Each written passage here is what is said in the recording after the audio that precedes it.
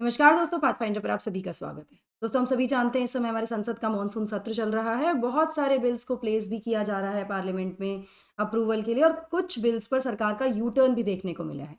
उन्हीं में से एक बिल है डीएनए बिल, जिसको वापस लिया गया है। क्या है ये बिल और इसमें ऑब्जेक्शंस क्या थे, क्यों इसको वापस लिया गया है, इन सब चीज़ों के बारे में आज हम डिटेल में बात करने वाले हैं। शुरुआत करते हैं with the news. Centre withdraws DNA bill, what it says and what are the objections against. इसके विरोध में क्यों, क्या चीज़ें बोली गई हैं, क्या ऑब्जेक्शंस लाए गए हैं, वो हम डिटेल में बात करेंगे। बट बिफोर मूविंग फॉरवर्ड, आप मुझे फॉलो कर सकते हैं टेलीग्राम चैनल पर दोस्तों, for all my class updates, schedules, PDFs, मुझसे कनेक्ट करने के लिए, अपनी क्वेरीज के लिए, कन्फ्यूजन्स के लिए अनअकैडमी ऐप पर भी आप मुझे फॉलो कर सकते हैं। मेरी सभी स्पेशल क्लासेस और प्लस कोर्सेज के लिए एनरोल करने के लिए आपको कोड यूज़ करना है ND Live 10। इस कोड से आप प्लस कोर्सेज में भी एनरोल कर सकते हैं, स्पेशल क्लासेस को भी अटेंड कर सकते हैं। अगर मैं अनअकैडमी रिजल्ट्स की बात करूं तो 2022 में हर 3 में से एक सिलेक्शन अनअकैडमी प्लेटफॉर्म के लर्नर का था, जो किसी ना किसी फॉर्म में अनअकैडमी से जुड़ा हुआ था। यहाँ पर आप टॉप रैंकर्स देख सकते हैं हमारे, जो हमारे साथ जुड़े हुए थे। आप भी इनमें से एक हो सकते हैं, आपका भी नाम इस लिस्ट में आ सकता है। आप जुड़ जाइए अभी हमारे साथ उड़ान बैच के साथ, जो कि 2024 और 25 के एस्पिरेंट्स के लिए है। फिलहाल ये बैच आपको केवल 7,999 रुपये यानी 8,000 रुपये में मिल रहा है। लेकिन हम इसका प्राइस एक्सटेंड करने वाले थे या बढ़ाने वाले थे, लेकिन हमने कुछ एक्सटेंशन किया है। प्राइस को फिलहाल के लिए होल्ड कर दिया गया है टिल 31 जुलाई, क्योंकि इतनी ज़्यादा डिमांड आपकी तरफ से आई थी, इतना ज़्यादा बच्चों के मैसेजेस हमारे पास आए हैं कि वो किसी वजह से नहीं ले पाए हैं, बैच में एनरोल नहीं कर पाए हैं। तो हमने पॉपुलर डिमांड के चलते इसका एक्सटेंशन जो है वो इसको एक्सटेंड कर दिया 31 जुलाई तक। तो 31 जुलाई का वेट मत कीजिएगा, फिर आखिरी दिन आप जाएंगे एनरोल करेंगे, फिर कुछ इशू हो सकता है। अभी एनरोल कर लीजिए इस बैच में, जो कि मात्र 8,000 रुपये में आपको मिल रहा है। कोड आपको यूज़ करना है ND Live 10। क्लासेस हमारी 1 अगस्त से शुरू हो जाएंगी। यहाँ पर मिलने क्या वाला है, 900 से ज़्यादा घंटे की लाइव क्लासेस, मेंस प्रीलिम्स की test series, live answer writing और लाइव नोट्स मेकिंग। इसको लेकर बहुत सारे क्वेश्चंस मेरे पास आए हैं कि नोट्स मेकिंग कैसे करनी है, न्यूज़पेपर कैसे पढ़ना है, वो सब इसमें आपको पढ़ाया जाएगा। एक बेहद वेल प्लान शेड्यूल्ड है। टॉपर्स की क्लासेस और मेंटोरिंग आपको यहाँ मिलेगी। प्री मेंस मेंटोरशिप और इंटरव्यू गाइडेंस प्रोग्राम भी आपको यहाँ पर मिल सकता है। और प्रीलिम्स मेंस इंटरव्यू की कॉम्प्रिहेंसिव कवरेज तो आपको मिलेगी ही इस बैच में। बिल्कुल डिले नहीं करना है गाइज, अभी चले जाइए, एनरोल कर लीजिए, वीडियो को पॉज कीजिए और अपने आप को एनरोल कर लीजिए with my code ND Live 10। Ma'am, आपका कोड क्यों यूज़ करें? Valid question. देखिए, दो बेनिफिट है, एक तो बेस्ट डिस्काउंट आपको मिल रहा है, दूसरा फायदा ये है कि मेरी पर्सनलाइज गाइडेंस और सपोर्ट आपको रहेगा आपकी पूरी जर्नी में, अगर आप मेरा कोड यूज़ करते हैं। ये जुलाई 31 तक आपको मिल रहा है केवल 7,999 रुपये में। इसके बाद ये एक्सटेंड होकर 35% तक, सॉरी, प्राइजेस बढ़ जाएंगे। तो प्लीज़ डोंट वेट, क्योंकि टाइम कम है, सीट्स कम है। बिल्कुल भी हमें सही टाइम का वेट नहीं करना, क्योंकि सही टाइम अभी है। इसी तरह से उड़ान और ऑप्शनल कॉम्बो में अगर आप एनरोल करना चाहते हैं, जो कि आपको मिल रहा है मात्र 15,000 में, आप उसमें भी एनरोल कर सकते हैं दोस्तों। 1 अगस्त से क्लासेस शुरू हो रही हैं, इसका प्राइस भी बढ़ जाएगा। 1 अगस्त से बैचेस भी शुरू हो रहे हैं। तो 31 जुलाई तक सब्सक्राइब कर लीजिए। ये 4 ऑप्शंस हैं जो आप देख रहे हैं अपनी स्क्रीन पर, ये हम पढ़ाने वाले हैं, जहाँ पर आपको लाइव क्लासेस मिलेंगी, अनलिमिटेड एक्सेस मिलेगा सभी ऑप्शनल की लाइव और रिकॉर्डेड सेशंस का, फुल सिलेबस कवरेज होगा इन सभी दिग्गजों के साथ, और answer writing practice detail evaluation के साथ भी आपकी होगी। यहाँ पर भी कोड आपको यूज़ करना है ND Live 10। चलिए, ऑप्शनल कार्निवाल की बात बता दूं, कौन कौन से ऑप्शन शुरू हो रहे हैं। यानी अगर आप GS ऑलरेडी कर चुके हैं, सिर्फ ऑप्शनल के लिए तैयार करना चाहते हैं, सिर्फ ऑप्शनल की तैयारी करना चाहते हैं, तो वो ऑप्शन भी है आपके पास मात्र 8,000 रुपये में। PSIR, ज्योग्राफी, हिस्ट्री और एंथ्रोपोलॉजी भी हम लेकर आए हैं आपके लिए, केवल 8,000 रुपये मिल रहा है। एनरोल करने के लिए वही आपको कोड यूज़ करना है ND Live 10, और आप अवेल कर सकते हैं 35% तक का डिस्काउंट। अभी मत, सॉरी, डिस्काउंट नहीं, 35% तक प्राइजेस बढ़ जाएंगे 1 अगस्त से। सॉरी, क्योंकि हम डिस्काउंट ज़्यादा देते हैं ना, तो डिस्काउंट की ही आदत है बताने की। 35% तक प्राइजेस बढ़ जाएंगे 1 अगस्त से, तो अभी जाकर एनरोल कर लो इस मिनिमम प्राइस पर with my code ND Live 10। चलिए, बात करते हैं न्यूज़ की। तो यूनियन गवर्नमेंट ने विड्रॉ कर लिया है DNA technology use and application regulation bill 2019 Lok Sabha से मंडे 24 जुलाई को। ना ये पहली बार जो प्रपोज हुआ था बिल 2003 में हुआ था, और उसके बाद से बिल में बहुत सारे चेंजेस लाए गए, जिनको लीड किया by both department of biotechnology and law ministry. इन इतने सालों में, 16-17 सालों में, फिर 2019 में इसको प्लेस किया गया, फाइनली इसको विड्रॉ ही कर लिया गया है।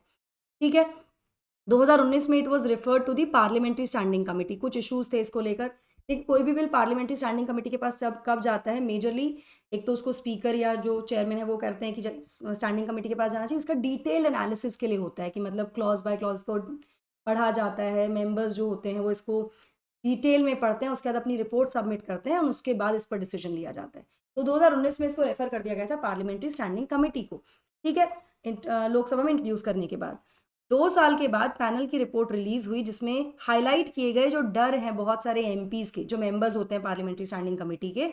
उन्होंने कहा कि बिल का दुरुपयोग हो सकता है टारगेट करने के लिए कुछ सेगमेंट ऑफ सोसाइटी को, जिसमें कि जो जो जो सेगमेंट्स हैं based on the religion, caste और पॉलिटिकल व्यूज, इसको मिसयूज किया जा सकता है बिल को। तो ये एप्रीहेंशंस थी ना। सबसे पहले before we get into the objections, हमें इस बिल को समझना जरूरी है कि एक्चुअली ये DNA technology use and application regulation bill actually है क्या। तो बिल बेसिकली इसका उद्देश्य था कि वो क्रिएट करेगा एक regulatory framework for obtaining, storing and testing DNA samples of human beings. मतलब कैसे ऑब्टेन किया जाएगा, उनको कैसे स्टोर किया जाएगा और टेस्टिंग कैसे होगी डीएनए सैंपल्स की सभी ह्यूमन बींग से, जिनका भी करना होगा, ठीक है। और उद्देश्य क्या होगा, मेनली जो इसके पर्पस होंगे क्रिमिनल इन्वेस्टिगेशंस के लिए, और दूसरा objective of establishing the identity of a person, किसी व्यक्ति की आइडेंटिटी स्टैब्लिश करने के लिए। तो मतलब मेजरली 2 पर्पसेस के लिए डीएनए सैंपल जो कलेक्ट होते हैं, स्टोर किए जाएंगे, ऑब्टेन किए जाएंगे, टेस्ट किए जाएंगे, उसके लिए एक रेगुलेटरी फ्रेमवर्क बनाने की बात यहाँ पर ये बिल कर रहा था, ठीक है। डीएनए टेस्टिंग अभी भी अगर हम बात करें तो it is already in use for being use for variety of purposes, जैसे कि criminal investigation, establishment of parentage, बच्चों की जानने के लिए कि आप मतलब ये आप ही का बच्चा है कि नहीं। बहुत सारे केसेस में हमने देखा है कि डीएनए टेस्ट हो जाता है, और मिसिंग लोगों को सर्च करने के लिए भी। नाउ जो प्रपोज लॉ था उसमें बेसिकली एक सुपरवाइजरी स्ट्रक्चर लाने की बात की गई थी टू ओवरसी दीज प्रैक्टिसेस, जहां पर डीएनए सैंपल्स को इकट्ठा करना, ऑब्टेन करना, स्टोर करना, टेस्ट करना हो रहा है, उसको एक सुपरवाइजरी स्ट्रक्चर हो ताकि वो ओवरसी करें इन प्रैक्टिस को और कुछ गाइडलाइंस और रूल्स को फ्रेम करे ताकि डीएनए टेक्नोलॉजी का मिसयूज ना हो, जो कि एप्रीहेंशन है कि मिसयूज हो सकता है, तो ये ना हो इसलिए प्रपोज किया था ये लॉ, ठीक है। इन ऑब्जेक्टिव्स को अचीव करने के लिए बिल ने प्रपोज किया था कि वो सेटअप करेगा 2 इंस्टीट्यूशनल स्ट्रक्चर्स। रेगुलेटरी फ्रेमवर्क लाना है तो इंस्टीट्यूशनल स्ट्रक्चर्स होंगे, एक डीएनए रेगुलेटरी बोर्ड होगा और एक डीएनए डेटा बैंक होगा। एक तो रेगुलेटरी बोर्ड बनाया जाएगा और एक डीएनए डेटा बैंक होगा नेशनल लेवल पर। जो रीजनल सेंटर्स होंगे वो बोर्ड के, as well as the data bank can be set up at the state level too. तो केंद्र में तो ये होगा, नेशनल लेवल पर तो ये 2 रेगुलेटरी इंस्टीट्यूशनल स्ट्रक्चर्स होंगे। इसी तरह से रीजनल भी हो सकते हैं, मतलब स्टेट लेवल पर भी हो सकते हैं, जहां पर एक रेगुलेटरी बोर्ड और एक डीएनए डेटा बैंक हो। ये प्रपोजल्स थे। जहां पर बोर्ड का क्या काम था, बोर्ड जो कि प्रपोज किया था, वो प्रपोज किया गया था to be the main regulatory authority. वो रेगुलेटरी अथॉरिटी होगा, वो फ्रेम करेगा रूल्स और गाइडलाइंस डेटा डीएनए कलेक्शन के लिए, टेस्टिंग के लिए और स्टोरेज के लिए। वहीं डेटा बैंक एक रिपोजिटरी की तरह काम करेगा सभी डीएनए सैंपल्स की, जो कि अलग अलग लोगों से कलेक्ट किए जाएंगे अंडर स्पेसिफाइड रूल्स, ठीक है। नाउ बिल प्रपोज कर रहा था कि जो टेस्टिंग होगी डीएनए सैंपल्स की वो भी कैरी आउट की जाएगी केवल उन्हीं लैबोरेटरीज में जो कि ऑथराइज हैं ऐसा करने के लिए बाय दी रेगुलेटरी बोर्ड। तो मतलब एक तरह से इसको रेगुलेशंस लाने की बात हो रही थी, रेगुलेटरी फ्रेमवर्क और रूल्स बनाने की बात हो रही थी इस बिल में, जिसका ऑब्जेक्शन हुआ है। क्या ऑब्जेक्शन, मतलब ये बिल में प्रपोजल्स थे जिनको ऑब्जेक्ट किया गया, जिसके बाद सरकार ने इसको विड्रॉ कर लिया, अपने रीजन दिए हैं, सरकार ने जस्टिफिकेशन भी दिए, बट उसके बाद भी इसको विड्रॉ ही करना पड़ा, ठीक है ना। ये जो बिल है ये स्पेसिफाई करता है कि जो सर्कमस्टांसेस होंगे, किन सर्कमस्टांसेस में किसी व्यक्ति से उसका डीएनए सैंपल सबमिट करने के लिए पूछा जा सकता है, ये भी स्पेसिफाई किया गया। पर्पसेस जिनके लिए रिक्वेस्ट की जा सकती हैं, किन चीज़ों के लिए, क्रिमिनल इन्वेस्टिगेशन के लिए, पेरेंटेजिंग के लिए, या मिसिंग पर्सन्स आइडेंटिफाई करने के लिए, किस वजह से, वो भी पता स्पेसिफाई करना होगा। एग्जैक्ट प्रोसीजर क्या होगा हैंडलिंग, स्टोरिंग और असेसिंग का इन सैंपल्स को, ये भी इसमें स्पेसिफाई किया गया था कि किस तरह से हैंडलिंग होगी उनकी सैंपल्स की, मतलब ब्रीच ना हो या प्राइवेसी ब्रीच ना हो, इन सब चीज़ों को लेकर, ठीक है। तो ये सब प्रपोजल्स थे इस बिल में। अब बात करते हैं ऑब्जेक्शंस की। तो आई होप आपको प्रपोजल समझ में आए होंगे। प्रपोजल्स में एज सच कोई हमें ब्रीच या इशू दिख नहीं रहा है, लेकिन ऑब्जेक्शंस क्या है, ऑब्जेक्शंस तो होंगे ही। मेन डिबेट जो थी इस प्रपोज्ड लॉ की, वो 3 इश्यूज पे थी। पहला कि क्या डीएनए टेक्नोलॉजी फुल प्रूफ है, क्या ये 100% सही है, फुल प्रूफ है। दूसरा, क्या जो प्रोविजंस हैं वो एडिक्वेटली एड्रेस कर रहे हैं possibility of abuse of DNA information, क्या इन प्रोविजंस के थ्रू डीएनए इन्फॉर्मेशन मिसयूज नहीं होगी या उसका अब्यूज नहीं होगा, इस तरह के प्रोविजंस हैं, ये इंश्योर किया जाएगा। तीसरा जो सबसे इंपॉर्टेंट है कि क्या जो किसी व्यक्ति की इंडिविजुअलिटी है या किसी इंडिविजुअल की प्रिवेसी है उसको प्रोटेक्ट किया जा सकता है इस बिल के द्वारा। डीएनए सैंपल्स कलेक्ट होंगे, वो स्टोर होंगे, उनको कैसे हैंडल किया जाएगा, तो प्रिवेसी तो ब्रीच नहीं हो रही। अब क्यों है ये एप्रीहेंशंस? क्योंकि डेटा जो डीएनए इन्फॉर्मेशन है ना वो एक्सट्रीमली रेवलेटरी हो सकते हैं, मतलब बहुत सारे रेवलेशन उससे हो सकते हैं। ये ना केवल किसी व्यक्ति की आइडेंटिटी को रिवील करती है, स्टैब्लिश करती है, बल्कि रिवील करती है बहुत सारे फिजिकल और बायोलॉजिकल एट्रीब्यूट्स किसी व्यक्ति के, जैसे उसके आंखों का, बालों का, स्किन का कलर, ससेप्टिबिलिटी टू डिजीज। क्योंकि डीएनए क्या है? बेसिकली आपकी बॉडी का एक, हम कह सकते हैं बेसिक ऐसी यूनिट होगी जो आपकी बॉडी के बारे में सब कुछ बता देगा। आप कैसे हो, क्या कलर है आपकी, मतलब सब कुछ डिसाइड करता है ना। पॉसिबल मेडिकल हिस्ट्री क्या है, possible clues of biological relatives, तो ये सारी चीज़ें रिवील होती हैं डीएनए इन्फॉर्मेशन, डीएनए सैंपल्स के टेस्टिंग से और उनको इस तरह से देखने से। तो डीएनए इन्फॉर्मेशन इतनी ज़्यादा कह सकते हैं कि क्रूशल है ना। सालों से क्रिटिक्स जो है इस बिल के वो ये क्लेम कर रहे हैं कि इस तरह से कलेक्ट करना और स्टोर करना इस तरह की इंट्रूसिव इन्फॉर्मेशन को ये लीड कर सकता है टू अब्यूज, मतलब उससे मिसयूज हो सकता है, besides being violative of persons privacy. मतलब एक व्यक्ति की प्राइवेसी का तो ये वायलेशन कर ही रहा है, इसका अब्यूज भी हो सकता है, इसका मिसयूज भी हो सकता है। यहाँ पर अगर मैं स्टैंडिंग कमेटी की बात करूँ जिसको ये दिया गया था 2019 में, 2021 में स्टैंडिंग कमेटी की जो रिपोर्ट आई उसमें कमेटी ने कहा कि committee is conscious of the fact that the bill is very technical, बहुत टेक्निकल है, कॉम्प्लेक्स है और सेंसिटिव है। मतलब इस बिल को लेकर कमेटी की रिपोर्ट आई कि बहुत ही सेंसिटिव है, टेक्निकल है और कॉम्प्लेक्स है। जो नंबर ऑफ मेंबर्स हैं इस कमेटी के, जो मेंबर्स थे, उन्होंने एक्सप्रेस किया कंसर्न कि जो यूज है डीएनए टेक्नोलॉजी का, या सही शब्दों में कहें कि जो मिसयूज है डीएनए टेक्नोलॉजी का, वो टारगेट कर सकता है अलग अलग सेगमेंट्स को हमारी सोसाइटी के, on the basis of religion, caste और पॉलिटिकल व्यूज टारगेट किया जा सकता है, आइडेंटिफाई किया जा सकता है। मतलब ये ब्रीच है बेसिकली, ठीक है। ये फियर्स जो है वो एंटायरली अनफाउंडेड नहीं है, मतलब ऐसा पहले भी हुआ है और इनको रिकॉग्नाइज और एड्रेस करना जरूरी है, ये स्टैंडिंग कमेटी ने कहा। अब सरकार ने अपनी तरफ से क्या कहा इसको लेकर? सरकार ने फिलहाल इसको विड्रॉ कर लिया है, लेकिन सरकार ने अपने जस्टिफिकेशन में क्या कहा? तो सरकार ने डिफेंड किया था इस बिल को ये आर्ग्यू करते हुए कि लगभग 60 ऐसे और देश हैं जिन्होंने इस तरह के लेजिस्लेशन लाए हुए हैं, इनैक्ट किए हुए हैं, एंड जो भी इंपॉर्टेंट मैटर्स हैं related to privacy, confidentiality, data protection, उनको they have to be taken into account, उन पर ध्यान दिया जाएगा, किसी की प्राइवेसी ब्रीच नहीं होने दी जाएगी, एटसेट्रा एटसेट्रा। अब ये होने नहीं दिया जाएगा, क्या ये नहीं हो सकता? आर दी प्रॉब्लम्स या are the apprehensions.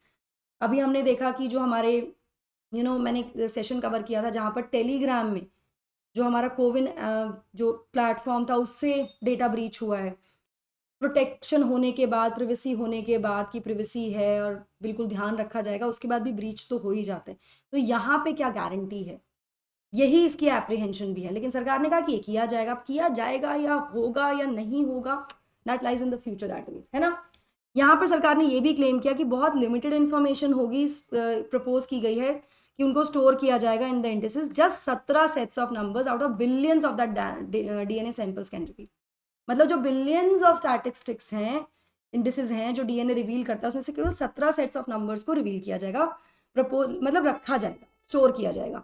And these can tell nothing about individual and only act as the unique identifier. और ये किसी व्यक्ति के बारे में इतना डिटेल में इंट्रूसिव इन्फॉर्मेशन नहीं देंगे, केवल ये यूनिक आइडेंटिफायर्स होंगे, ऐसा सरकार का मानना था। लेकिन उसके बाद भी इसको लेकर सहमति नहीं बनी और फाइनली सरकार ने विड्रॉ कर लिया इस बिल को 24 जुलाई को, यानी मंडे को। तो आई होप आपको डीएनए जो बिल है समझ में आया होगा, क्या प्रपोजल्स थे और क्या ऑब्जेक्शंस थे वो आपको समझ में आ गया होगा। आपका क्या मानना है मुझे कमेंट सेक्शन में जरूर बताइएगा regarding the DNA technology and handling bill. Now link जो है पीडीएफ का अवेलेबल हो जाएगा डिस्क्रिप्शन में और कमेंट्स में। हमें रीच आउट करने के लिए आपको एक फॉर्म फिल करना होगा जो डिस्क्रिप्शन बॉक्स में दिया है अपनी सभी क्वेरीज के साथ। ऑप्शनल कार्निवाल के बारे में आपसे बात कर ही चुकी हूँ, 31 जुलाई से प्राइजेस बढ़ जाएंगे, अभी जाकर एनरोल कर लो, जहाँ पर आपको ये 4 ऑप्शंस पढ़ाए जा रहे हैं दोस्तों। इसके अलावा हमारा एनसीईआरटी फाउंडेशन और कॉम्प्रिहेंसिव बैच को लेकर बहुत सारी क्वेरीज हमारे पास आ रही हैं। ये स्टार्ट हो रहा है 7 अगस्त से केवल 12,000 रुपये में, जहाँ पर आपको एनसीईआरटी मिलेगी रिस्पेक्टिव सब्जेक्ट्स की 6 to 12th क्लास, 1100 घंटे की बैच आवर्स होंगे, कॉम्प्रिहेंसिव कवरेज होगा, प्रीलिम्स और मेंस की टेस्ट सीरीज होगी, mains mentorship interview guidance programme और टॉपर्स की क्लासेस एंड मेंटोरिंग भी मिलेगी। इसी के साथ साथ पाथफाइंडर का एनसीईआरटी फाउंडेशन बैच हम लेकर आ रहे हैं, जिसमें हम रिस्पेक्टिव सब्जेक्ट्स की एनसीईआरटीज कवर करेंगे 6 to 12th। टोटल सेशन 117 होंगे, 226 घंटे की क्लासेस हम मान सकते हैं कम से कम होंगी। उसके अलावा doubt clearing at the end of every session, ये आपको मिलेगा, इन इंग्लिश में मिलेगा। ये टॉपिक्स है। मेरा भी यहाँ पर बैच शुरू हो रहा है फॉर क्वालिटी, तो आप उसमें एनरोल कर सकते हैं मात्र 5,000 रुपये में। समुद्र मंथन होने वाला है 30 जुलाई को, उसमें आप एनरोल कर सकते हैं विद माई कोड NDLive10, और ये चेक कर सकते हैं कि आपकी तैयारी सही डायरेक्शन में चल रही है कि नहीं चल रही है। ये हमारी पूरी टीम है पाथफाइंडर की उड़ान की, जो आपके सपनों को, आपकी प्रिपरेशन को सही उड़ान देने के लिए पूरी तरह से समर्पित है और आप सबके साथ है दोस्तों। पर्सपेक्टिव से आप जुड़ सकते हैं सीरीज बाय यूपीएससी टॉपर्स अपने डूज एंड डोंट्स के लिए यूपीएससी के, और हमारे सभी चैनल को सब्सक्राइब करने के लिए इस क्यूआर कोड को आपको स्कैन करना होगा, ताकि आपको सारी information with respect to our batches, classes, courses, PDFs और जो वीडियोस हैं, सब कुछ आपको अपने फिंगर टिप्स में मिले। That's it from my side. I hope you like the session. Don't forget to like, share and subscribe to the channel, and also hit the bell icon so that you get notifications about our latest updates. Thank you so much. God bless. Take care.